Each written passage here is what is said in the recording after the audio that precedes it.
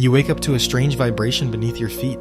Not an explosion, not a crash, just a long scraping sound across the side of the ship. It's April 14th, 1912. You are on the Titanic, and your survival odds have just changed forever. The iceberg didn't smash the ship. It sliced it open across 6 watertight compartments.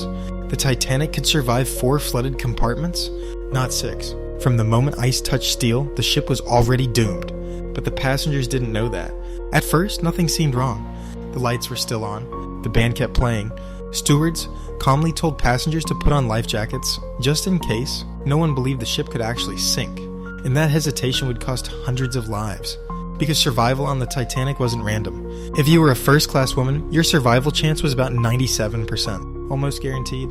But if you were a third-class man, your odds dropped to around 16%. Your ticket determined your fate long before the iceberg appeared.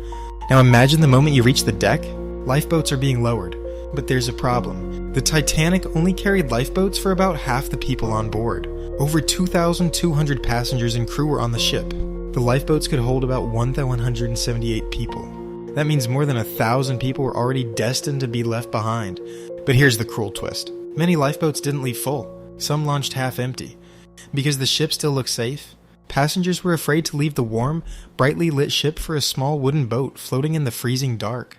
But time was running out. At 2:20 a.m., the Titanic finally broke apart and disappeared beneath the Atlantic. More than 500 people ended up in the water. The ocean temperature was 28 degrees Fahrenheit, cold enough to kill in minutes.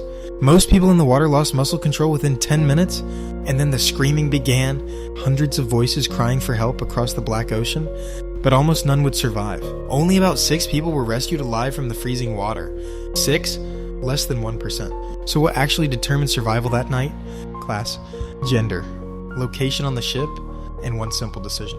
The people who stepped into lifeboats early, when the ship still looked perfectly safe, were the ones who lived. The ones who waited until the danger was obvious often ran out of time. So here's the real question. If you were standing on the deck of the Titanic, and the first lifeboat was being lowered, would you step in, or would you stay on the ship because it still looked unsinkable?